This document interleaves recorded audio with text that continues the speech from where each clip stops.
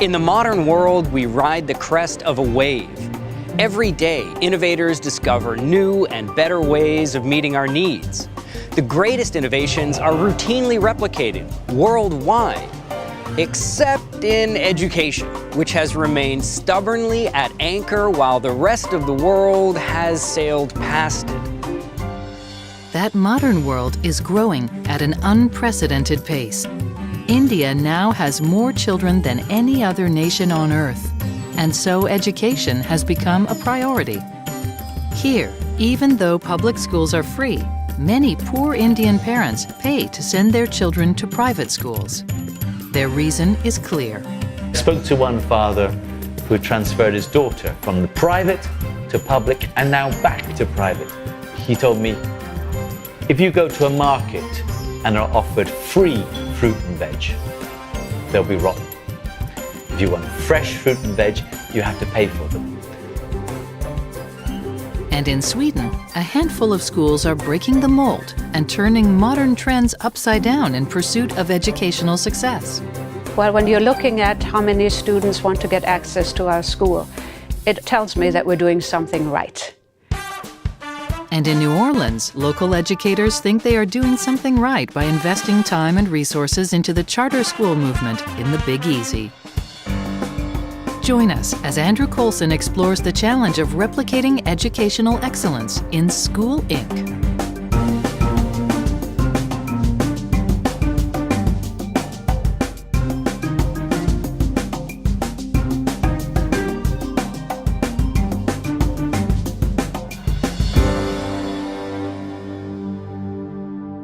Major funding for this program has been provided by Rosemarie and Jack R. Anderson Foundation, Prometheus Foundation. Additional funding was provided by Gleason Family Foundation, the Stephen Lana Hardy Foundation. Here in Chile, 30 years after the passage of a national school voucher system, students outperform those in all other Latin American countries, and private schools remain a vital part of the system. But what appears to have worked in Chile may not work elsewhere. There is one other place where we can see it working. Sweden! 10 years after Chile reformed its education system, Sweden followed suit.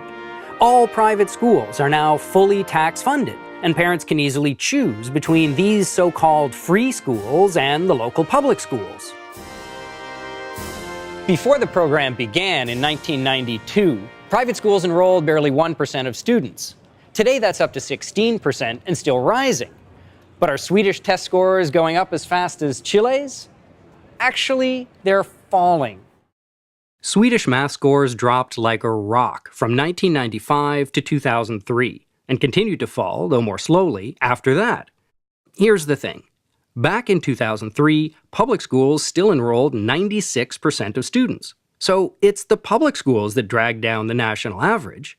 So the only way that Sweden's school choice program could be responsible for the country's academic collapse is if competition from the few new private schools sent public schools into a tailspin. But according to the latest research, the opposite is true. The more private sector competition Swedish schools face, the better they perform. Okay, then what has been hurting public school achievement? It's a tough question, but here's one possible cause. The share of college students applying to teacher training programs has plummeted over the past quarter century, and their academic ability has fallen with it. Back in the 1980s, there were 10 applicants for every open space in Swedish teachers' colleges. By 2012, there were so few applicants that nearly all of them were accepted. College admission in Sweden depends in part on a multiple-choice scholastic aptitude test. Guess every answer and you'll score about 20 out of 100. The average score for students in colleges of education was just 25 out of 100, which means many of them scored worse than if they'd circled answers at random. But why have so many high achievers given up on teaching? It might have something to do with a dramatic change in the culture of Swedish schools.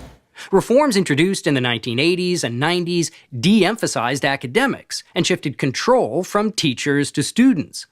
Today, nearly half of all students in Stockholm report that their studies are regularly interrupted by their peers who routinely ignore the teacher and chat on cell phones and social media during class. Both the public and private sectors have been affected by this cultural shift, but at least some of the private schools are bucking the trend. A network called IES, or International English Schools, emphasizes academics in a calm, respectful atmosphere.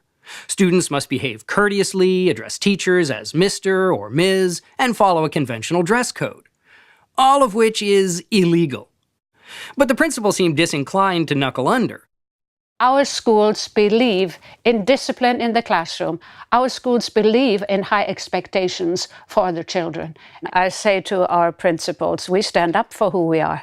We tell the parents this is what we expect. We talk to the students also. This is what we expect from you. This is, after all, a workplace.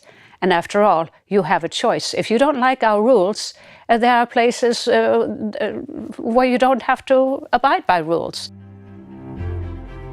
Founded in 1993, IES now operates 24 schools serving nearly 18,000 students, with an additional 30,000 still on its waiting list.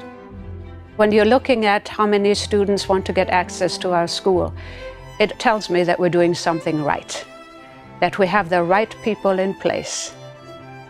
Given that success, I asked Barbara Bergstrom if she thought the government should require other schools to emulate IES's methods. I don't think so, because I believe it's the choice that people are having. That's important. What we do is of great interest to a segment of the population. It's not, one size fits all. I think the issue of choice is the most significant one. And Swedish parents have a lot of choices. Another of the country's popular chains, Kunskapsskolan, takes an entirely different educational approach. So we organize our subjects into steps and themes, and all the steps and themes are found on the Learning Portal. And the Learning Portal is accessible to students, teachers, and parents. You can use it on any device, from an iPad or a smartphone, or from home, anywhere you are. So you can study French on the bus if you want to. Kunskapsskolan's individualized model gives students considerable autonomy, but it doesn't leave them unsupervised. As a teacher, I have 3 roles in Kunskapsskolan. I'm a subject teacher, I'm a general teacher, I'm there for all the students, and also I'm a personal coach. And I meet every student for 50 minutes a week. I think that our flexible way of organizing time and our space gives me more room to create the different kinds of sessions that I think my students need. Like IES, Kunskapsskolan is expanding, even internationally. We have in Sweden about 40 schools and about 10,000 students. We started in London 3 years ago, and in London we are now running 5 schools. We are growing at the pace where we can keep quality. IES and Kunskapsskolan could hardly be more different pedagogically, but both are well liked by the families they serve and academically successful. And if neither model appeals, there are hundreds of other independent schools to choose from. But here again, not every good school grows. This is Individual High School. It scores well academically, its students regularly win awards, and it has a very illustrious list of alumni, a list crowned by Her Royal Highness Crown Princess Victoria. But like a typical American prep school, it has never grown beyond a single location. And the fact that it's now part of Sweden's school choice program hasn't changed that. Why do some great schools add new locations in response to rising demand, while others don't? Is there even a pattern? Well, I've got good news and bad news. The good news is that there is a pattern, and it's incredibly simple. Yay! There's a single feature that separates independent schools that scale up from those that don't. The bad news is that that feature is the profit motive. Here's the thing. Lots of people don't like the idea of for-profit education. And if it isn't widely accepted, it won't be widely adopted. and great educational options will remain out of reach of millions of kids. While popular nonprofit schools grow slowly, if at all, their for-profit competitors form networks like IES and Kunskapsskolan. But there's still another possibility. Maybe the correlation between for-profit status and growth is just a coincidence. Monthly ice cream consumption goes up and down with the murder rate, but there's no reason to think that frozen treats actually make people stabby. Is there any reason to think that the profit motive actually causes schools to grow? Or, looked at the other way, does nonprofit status discourage growth? The answer is risk. If new locations fail, they can drag the entire enterprise down with them. Donors to nonprofits are unwilling to assume that risk. They give to sustain a tradition, not to jeopardize it. I believe that all entrepreneurs that succeed, they are being driven by the goal to change something. Profit is a receipt to show that you've done it in a successful way, but its primary aim is not, hey, let's make lots of money. The primary aim, let's make sure to do something that people like. And if they don't like it, we won't make money. And that's an important consideration that sometimes is forgotten. It really does seem as if the profit motive plays an essential role. But that's just half the story. Entrepreneurs only earn a profit if they make good decisions. If they make bad ones, they suffer losses. To understand just how important that carrot and stick system is, it helps to look at a case in which the stick was missing. This is the Vasa. Launched in 1628, it is the oldest surviving ship in the world. Gustav Adolf II, the Swedish king who commissioned it, spared no expense. It ended up costing almost 5% of the entire Swedish national income. Construction lasted over 2 years, and just a few months before the Vasa's launch, it was subjected to a routine stability test. 30 crewmen lined up on one side of the deck, and then they ran back and forth across it in unison. But after just 3 iterations, the admiral overseeing the test called it off because it seemed the Vasa was about to capsize. Naturally, the ship was redesigned and retested before being put into service. Didn't happen. Actually, the Vasa was launched as is, and on its maiden voyage, it sailed 1,200 meters into Stockholm Harbor, heeled over, and sank, killing about 50 of its crew. That crew, of course, did not include the admiral. He made his bad call from the safety of the shoreline. Entrepreneurs, on the other hand, go down with the ship, and that puts a limit on the amount of risk they're willing to take. It also limits the amount of damage they can do if they're completely clueless. Companies that consistently make bad decisions continually suffer losses until they run out of money and credit and fail. And when decision makers don't pay for their mistakes, they have less incentive to make well-informed decisions. That's what led to the disastrous launch of the Vasa. The shipwright only had experience working with a single gun deck. The king decided he needed 2. His Majesty also called for more and heavier cannons and masses of elaborate oak carvings, all of which made the ship less stable by raising its center of gravity. Which raises an important question. Was it really wise of the king to substitute his preferences for the judgment of the shipwright? We might well ask the Swedish government the same question today with regard to schools. They aren't telling educators they need more cannons or oak carvings, yet, but they are telling them how and even if they can do their jobs. For example, the government forbids teachers from grading their students' work until they've reached middle school. It has also begun requiring all private schools to hire the graduates of its official teacher training programs, even though everyone admits that these programs are attracting the country's weakest college students. The government even prevents new private schools from opening in places where it thinks they would attract too many students, outcompeting the local public schools. In these and other ways, the Swedish government imposes its own decisions on schools without having nearly as much at stake in the outcomes as the educators who actually run them. Like King Gustav Adolf and his admiral, the government officials are making their calls from the safety of the shoreline. Standing next to Sweden's most famous preventable disaster, it's hard not to think that history is about to repeat itself. If there were no regulations at all, wouldn't some private schools try to take advantage of families? And wouldn't the most likely victims be children whose parents had little schooling themselves? If so, we'd be most likely to see it in a place where private schools are serving a relatively disadvantaged population. I know just where to look.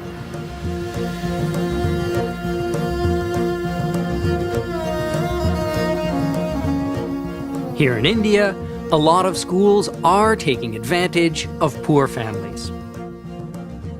Back in 1999, a team of researchers made surprise visits to schools around the country. In village after village, they found one type of school that consistently had the worst facilities and the least learning. Most had leaking roofs, and barely any had drinking water. And if you're wondering why anyone would pay for that kind of service, it turns out there's a good reason. They have to. The findings I just described are for public schools. That is what happens in the government schools. The teachers, from what I have seen from my experiences, that teachers, not all teachers really work and they give education.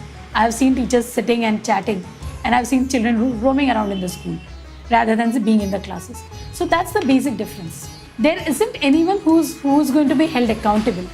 I met this lady recently at a social gathering, and I said that, "Oh, so what's been going on with you?" And she said, "Oh, I managed to get a government job.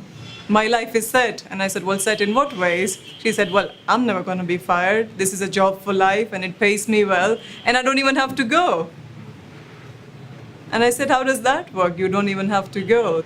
She's managed to find somebody a bit influential in the Department of Education locally, and the guy has asked somebody to fill in her attendance every single day. So she hasn't been to school for last year and a half since she was posted there.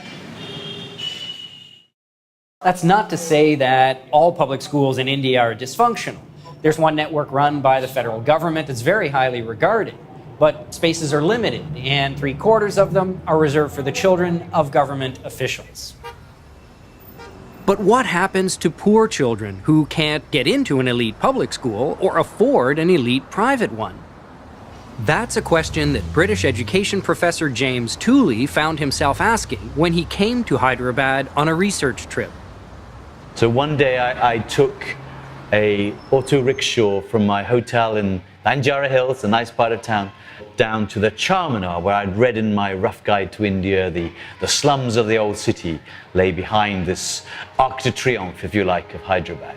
And I found something which changed my life. It was one of those wonderful moments where I found a private school, a low-cost private school. In those days, charging the equivalent of about $1 per month. I found one, and then a second and a third. And soon I found this federation of low-cost private schools.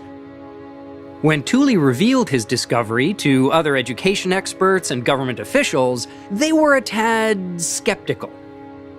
They said, "Calm down, Tooley. Calm down. What you found," and I remember this, what you found is a couple of businessmen ripping off the poor.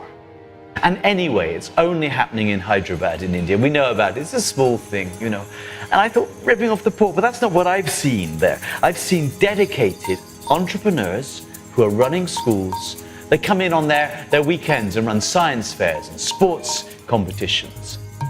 When you see, one or two schools in poor areas, you think, okay, this must be charity. Maybe the mosques are supporting them. Some NGO, some non-government organization is supporting them. When you see 5, 10, 15, and you hear of 500 of these schools, you realize that can't be the case. There has to be a financially sustainable business model. I talked to a lot of parents. I said, you're poor, Why are you spending money on the private schools when the government schools are free? I'll never forget. One said, in the government schools, our children are abandoned. And sure enough, I went to see one of these government schools, and I'll never forget this. 130 children sitting on the floor. It's a government school just around the corner from here. 130 children, all bright-eyed, eager to learn, eager to welcome this stranger in their midst, doing nothing, abandoned. Dozens of scientific studies have now looked at these budget private schools in India and elsewhere. And what most of them find is that private schools are outperforming government schools that spend 3 or 4 times as much per pupil. But higher quality isn't their only appeal. Another huge factor is the language of instruction. India has hundreds of native languages, and the public schools in each state usually teach in the dominant local language. Private schools, on the other hand, almost always teach in English because that's what parents want.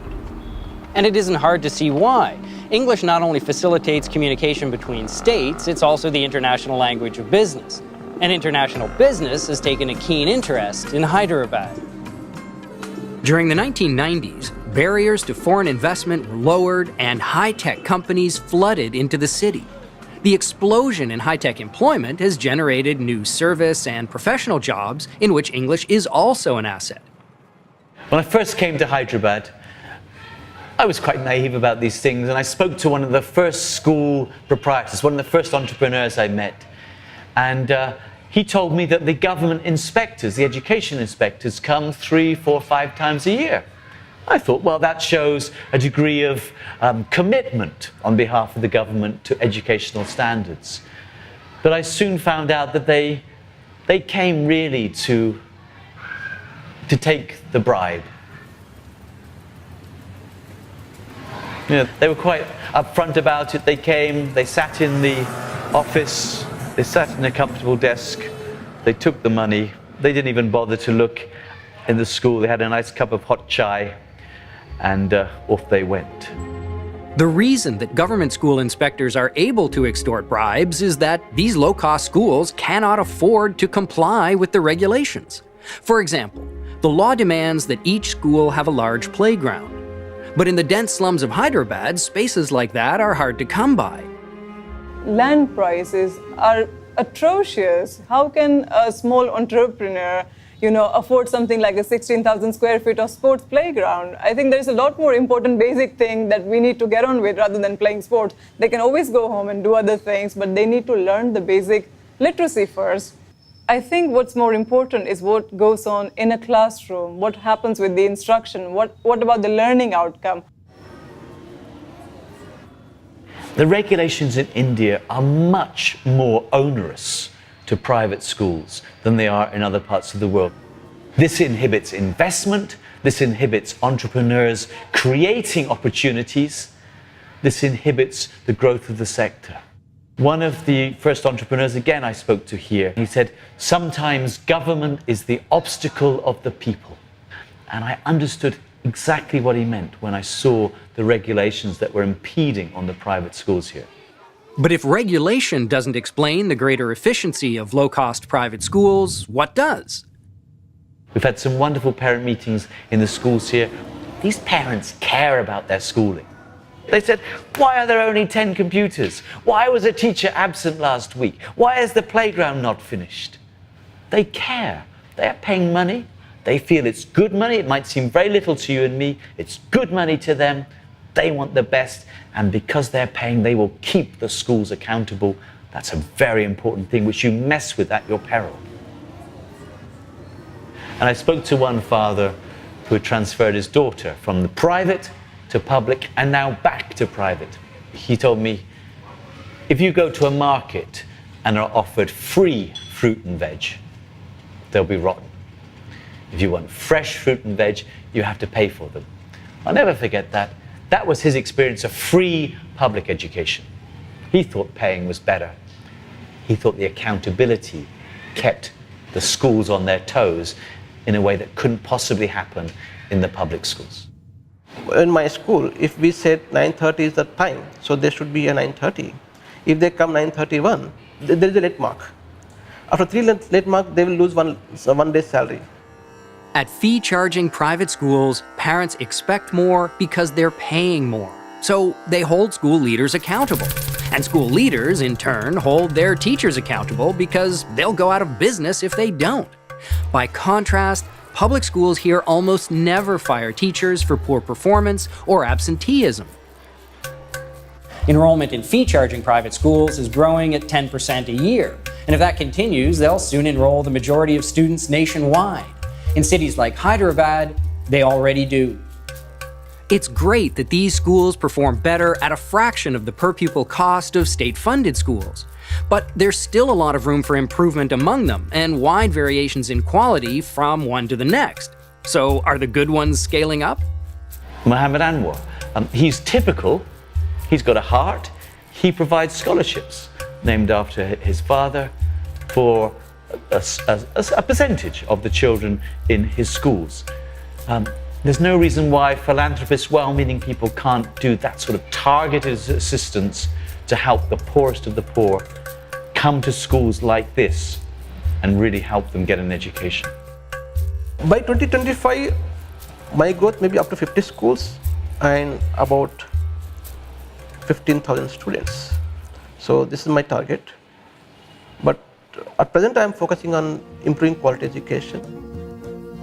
In an effort to expand access to education among India's poor and lower castes, the government passed the Right to Education Act, or RTE, in 2010.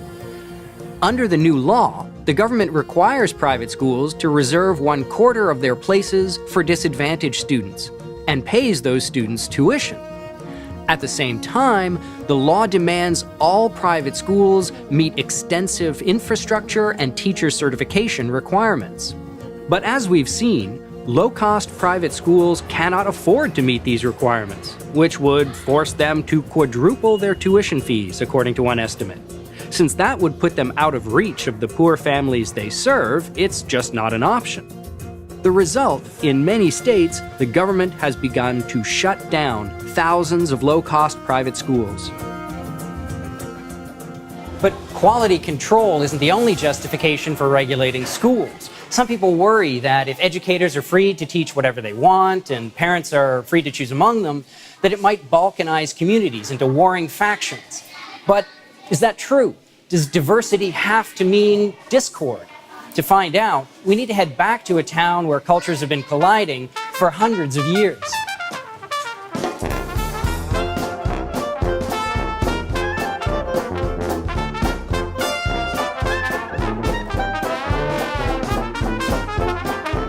When people think of New Orleans, they often think of Mardi Gras, a celebration inherited from the French, who ruled Louisiana during most of the 18th century. The French got the idea from Roman Catholics, who in turn got it from Roman pagans. Among the most popular paraders are the Mardi Gras Indians, comprised of African Americans who wear costumes inspired by Native Americans. Music, of course, is a big part of Mardi Gras, especially jazz, which was born in New Orleans from African roots, European instruments, and a dash of Spanish influence. You can still see some nice Spanish architectural touches in the city's French Quarter. All of that to say, if you're looking for a cultural melting pot, New Orleans is a pretty good place to be. Now, let's say you add to this melting pot a dollop of school choice, a program that lets families choose from among a host of public and private schools that teach different values and religions. Would all heck break loose? That question came up in 2002, when the U.S. Supreme Court was asked to decide the fate of just such a program in Ohio. Vouchers worth $2,500 were offered to low-income families who could redeem them at public and private schools, including religious ones. That freedom of choice gave pause to Justice Stephen Breyer, who feared that it would create conflict in a diverse society like ours and tear our nation apart. Two other justices shared Breyer's reservations, but the majority decided to uphold the voucher program. It wasn't that they necessarily disagreed with him, they just thought his concern had no bearing on the constitutionality of the program. So the question remains, were Breyer and the other dissenters right? Does giving families a wide range of educational choices cause conflict? New Orleans is a good place to answer that question because a voucher program was introduced here in 2008 and expanded statewide 4 years later. As expected, most of the schools were religious. What wasn't expected is that one of them turned out to be Muslim. For some legislators, that was a deal breaker, and they were pretty candid about it. One said that she liked the idea of providing parents with a choice between public schools and Christian schools, but that she did not support public funding for the teaching of Islam. Another said that he opposed any bill that would provide funding for Islamic teaching, saying, "I won't go home to my people and explain I voted for this." Within a few days, the objectors got their way. The school withdrew its application, not wanting to be the center of a heated debate, and its withdrawal caused the controversy to subside, at least temporarily. As a result, the statewide expansion of the voucher program was enacted. And as it happens, the participation of non-Christian schools is not the only source of controversy under voucher programs. Another bone of contention is the teaching of science, especially biology. The dominant theory among biologists is that life on Earth evolved through a process of genetic mutation, natural selection, and random chance. And that theory has itself evolved over time as generations of scientists have updated Charles Darwin's ideas, producing what is now known as the modern evolutionary synthesis. That's how science works. Someone comes up with a theory that makes testable predictions. Others try to falsify it, either wholly or in part. Theories that fall short are discarded or revised in order to better reflect reality. Science is a process for successively approximating the truth. Theories that survive gradually gain wide acceptance among experts, and the modern evolutionary synthesis is one of those survivors. But while science doesn't promise absolute truth, religion often does. For instance, most evangelical Protestants see the Bible as literally true. This means that they believe humans and other animals did not evolve over millennia, but rather were divinely created in their present form. This creationist view is commonly taught in evangelical schools, and many of them participate in Louisiana's voucher program. If you're a parent looking for that sort of instruction, it's a congenial arrangement, but not everyone is enthusiastic. I grew up in Louisiana, where we have a law called the Louisiana Science Education Act. This law allows the critiques of evolution to be taught with supplemental materials that have no oversight. And the purpose of this, say this is to promote critical thinking, which sounds great. But the problem is they also say critical thinking is teaching creationism. I think everyone should have a good science education, but if you choose to send your kid to a private school without public funding, they can learn creation if you want. But anywhere where there's public funding, we should teach reality. That is a common refrain among critics of creationist voucher schools. The public shouldn't have to pay for that religious instruction. It's hard not to admit that Justice Breyer was onto something. The participation of religious schools in voucher programs has led to tension and conflict. But what Breyer seems not to have recognized is that these very same battles have long been raging in our public schools. Some have only been minor skirmishes, but other cases have been, well, cases. One example is the Kitzmiller versus Dover trial of 2005. Parents in Dover, Pennsylvania sued their public school district to stop it from teaching creationism in biology class. Those parents eventually won, but battles over public school biology instruction are still erupting around the country. Given how much we fight over our schools, with or without choice programs, it might seem as though there's nothing we can do about it. And yet, diversity doesn't always cause discord. There's one field that's been bringing together people of different races, cultures, and religions for generations, and producing harmony instead of acrimony. That field is music, and in particular, jazz. In the 1930s, it was illegal in many states for black and white musicians to share a stage. And segregation was the norm even where it wasn't enforced by law. But the musicians themselves ultimately overturned America's artistic apartheid.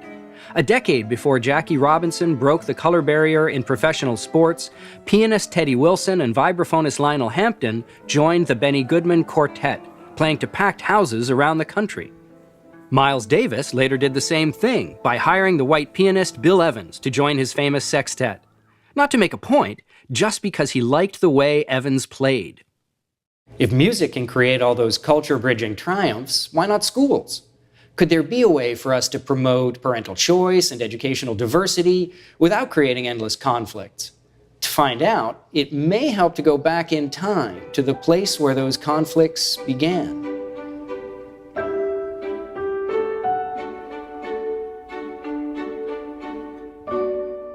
St. Augustine Church in Old Town, Philadelphia. It's a beautiful building, but on a human scale, which is probably why it's played host to everything from society weddings to feature films. But the appearance of St. Augustine has changed quite a bit over time. 169 years ago, it looked like this, and a few months later, like this. The original St. Augustine's Church was burned to the ground during the Philadelphia Bible riots of 1844. By the time the smoke cleared, 25 people were dead and another 100 injured. If the idea of Bible riots sounds odd, the reason for them will sound even odder. Reading the Bible was mandatory in public schools, but each Christian sect had their own version of the good book. Protestants had the King James Version, which was required reading, but Catholics were only supposed to use their Douay version with its annotations and interpretations. Philadelphia's Catholic bishop tried to diffuse the situation by suggesting that either Catholics be exempt from the mandatory readings or that they be allowed to use their own Douay Bible. And some Protestant ministers began suggesting that the bishop wanted to remove the Bible from public schools entirely. Unruly protests followed.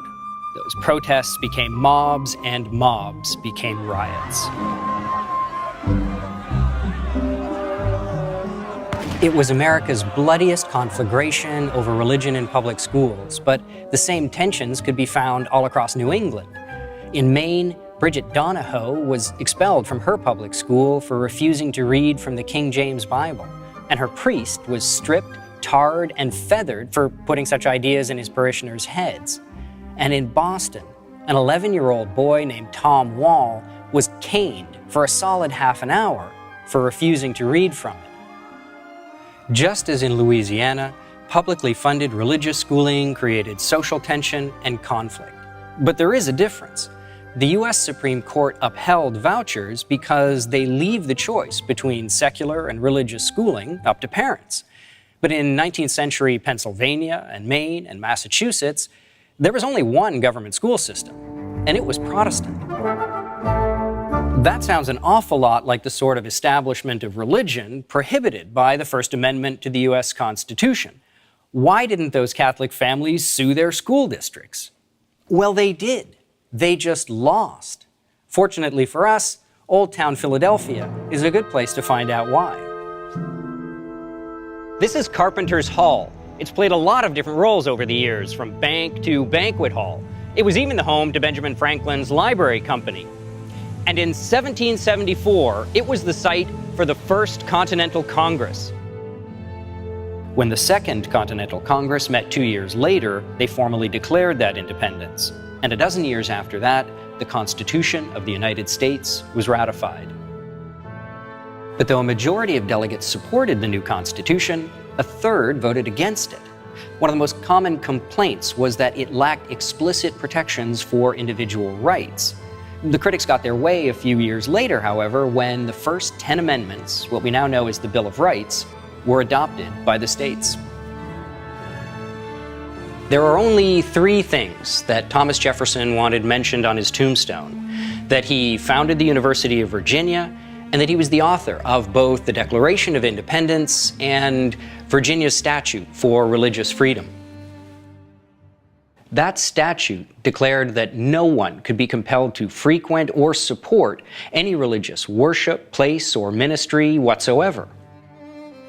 In the preamble to his Virginia Statute for Religious Freedom, Jefferson wrote that, "To compel a man to furnish contributions of money for the propagation of opinions which he disbelieves is sinful and tyrannical." What if that is the underlying cause of America's endless school wars? Not the diversity of our ideas, but the compulsion to pay for those we disagree with. Yet that's precisely what's been happening for the past 150 years. Everyone has been compelled to pay for a single official system of education. So naturally, everyone has wanted it to reflect their own views and reject those they oppose. But in a society with so many contradictory views, that's been impossible. The only way for one group to win has been for another to lose. Hence our endless battles over what is taught in public schools. In the last years of the 18th century, Catholics in Philadelphia were still very poor. So when two Augustinian friars came to the city to build a church, they had to cast a wide net in order to raise the necessary funds. One of their main donors was the sitting President of the United States, George Washington, a Protestant.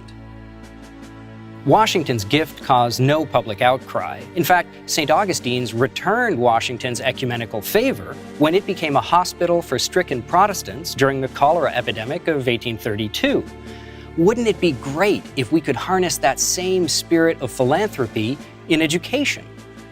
One way to find out is to visit a place where it's already happening.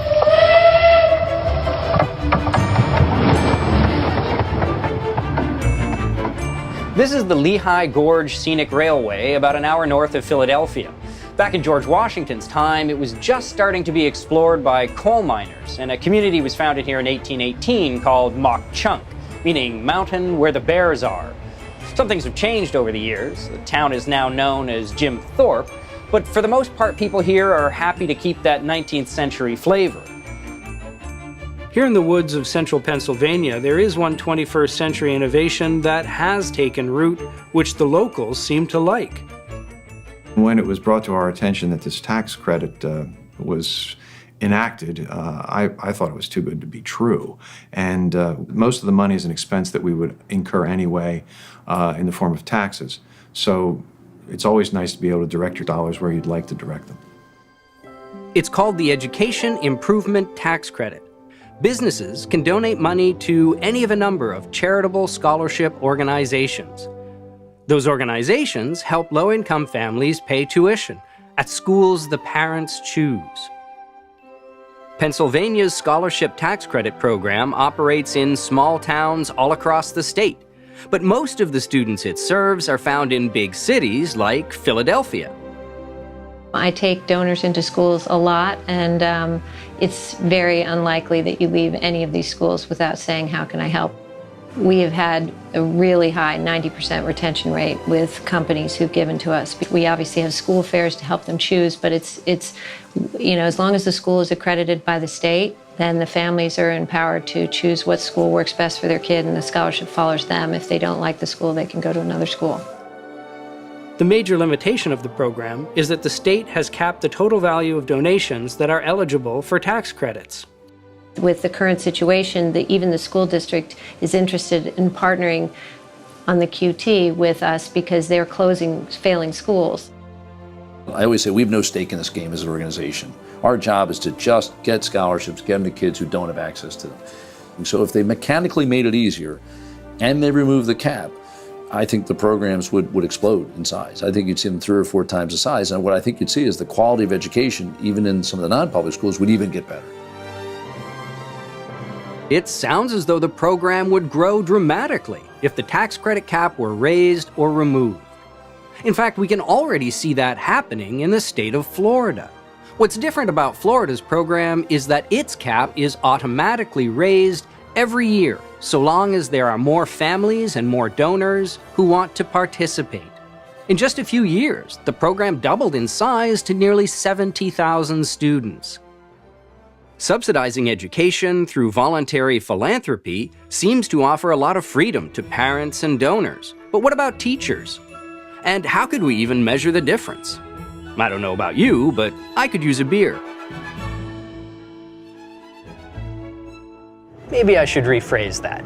The beer itself is not going to help us answer this question, but a technique developed by a master brewer actually will. Enter William Seeley Gossett, a young chemist at the Guinness Brewery in Dublin, Ireland. Gossett's job was to improve the beer without having to raise the price.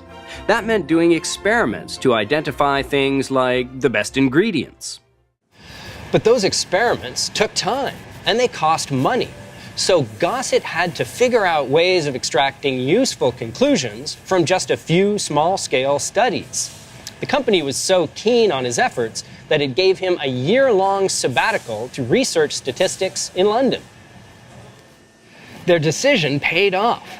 Gossett developed a technique for drawing conclusions from very small studies, making statistics a useful and affordable way for Guinness to improve its products.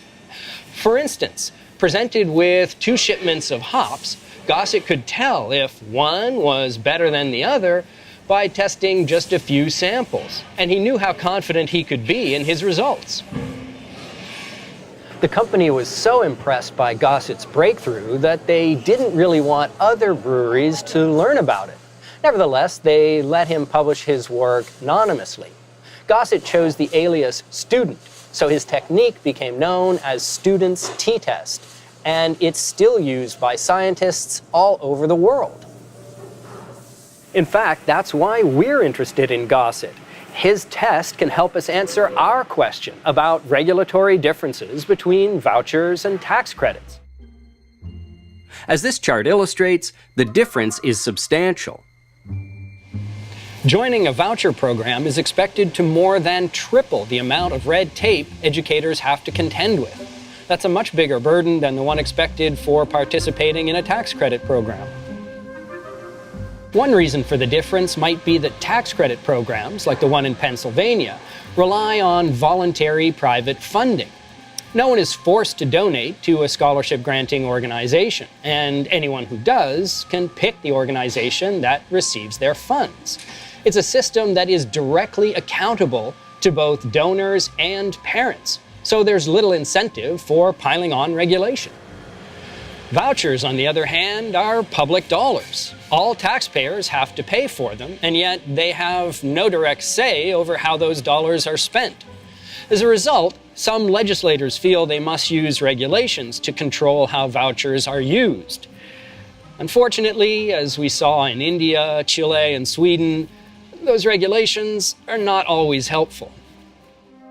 In most countries, we not only make it cumbersome to operate an individual school, we make it hard for innovators to scale up successful ones, much harder than it is to replicate excellence in other fields. That's kind of a big deal. How big?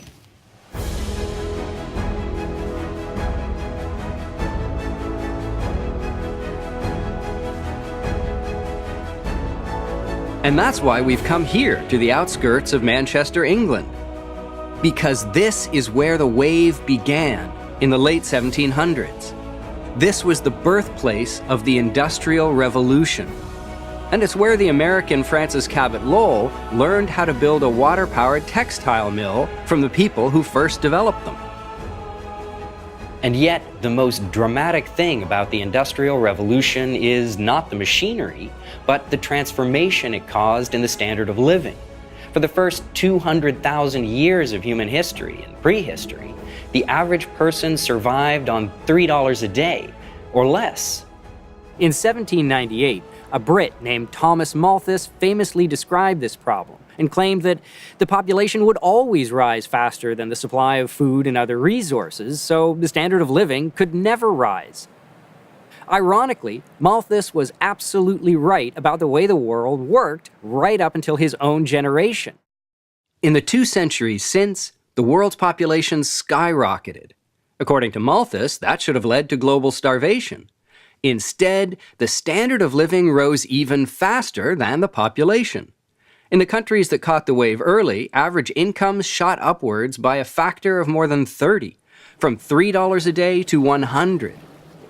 That is the real wave, a tide of innovation so colossal that it swept away the Malthusian population barrier. After 200 millennia of stagnation, sustained progress in human welfare finally became the norm. And it all began here in the United Kingdom in the mid-18th century. So what was Britain's secret ingredient? There's no shortage of theories. Was it a higher savings rate, international trade, exploited workers, colonialism, greed, modern science, the Protestant work ethic, railroads, canals, and on and on? There have been dozens of possible explanations offered since people started to notice the wave. Until shortly before the Industrial Revolution, Earning a living was scorned by the elites of every society on Earth. If you worked your hands, you were beneath the notice of dignified people. And if you ran a business, you were beneath their contempt. The widespread loathing of entrepreneurship has to have made opening a business less appealing. If all that hostility prevented the rise of the Great Wave, it's terrible news for education. After all, running a business that earns money educating kids is still widely despised today. Consider the case of Reed Hastings, the founder and CEO of Netflix. After college, Hastings joined the Peace Corps and went to Swaziland to teach high school students. In the 1990s, while he was hatching the idea for Netflix, Hastings also took graduate courses in education because he wanted to understand why schools were lagging while other fields were leaping ahead. Sound familiar? Since then, Hastings has given millions to educational charities, but has decided not to start an education business. He told a reporter he didn't want people to think he was doing it for the money. So education can have some of Hastings' charity, but it can't have his entrepreneurial leadership. But outside of education, that attitude started to change around the year 1600. A new way of talking about commerce appeared alongside the old one. Shakespeare himself was a transitional figure.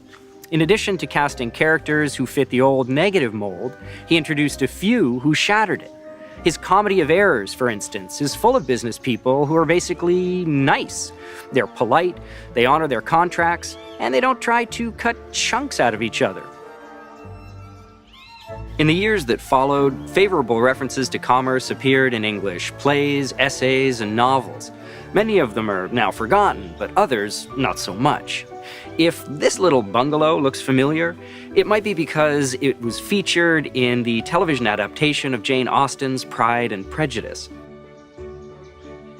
As with most of Jane Austen's books, it is filled with pompous gentry who sneer at anyone who works for a living. But in Austen, those are the bad guys. For instance, the conniving Bingley sisters mock our heroine, Lizzie Bennet, for having an uncle who's a merchant. But though he works in Cheapside, they're not criticizing him for being poor. Cheapside is an actual street in London, and in Austen's day, it was an upscale shopping district. The Bingley sisters mock Lizzie's uncle because he earned his money in trade, instead of getting it the right way, from a dead relative. That opportunity for entrepreneurs to earn people's respect, says economist Deirdre McCloskey, is what caused the great wave of innovation that raised the standard of living worldwide by a factor of 10, a factor of 30 in the nations that adopted it early.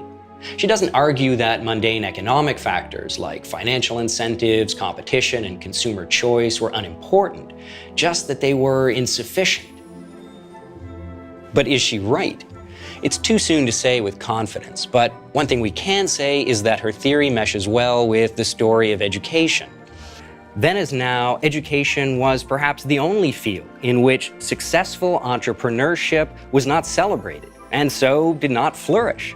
Where it has begun to thrive in modern times, it is only in exceptional places where resistance to education as a business has lessened. But even if McCloskey does turn out to be wrong, we're still left with a choice in how we think about people who work for a living, whether it's digging ditches, running a shop, or building a school network.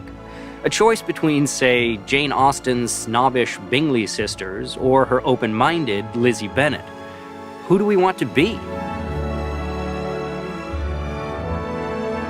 What if we allowed all education entrepreneurs to put their own money on the line in an effort to better serve us, gaining or losing based on their successes and failures, just as entrepreneurs do in other fields? And what if we made sure that everyone had access to that wide open marketplace? Would we then see excellence scale up in education? Andrew Coulson's exploration began in a one-room schoolhouse in 18th century New England and has taken us on a journey across the globe, seeking answers to the question, why can't education use innovation to grow like a successful business? We have met inspirational teachers in unlikely places and have seen a unique approach to learning in South Korea, where students put a personal premium on competition. And we've seen how new educational ideas have lit the flame of learning in places like Chile, Sweden, and India. But the question remains, what will it take for educational excellence to ride the wave of innovation that improves the outcome for everyone?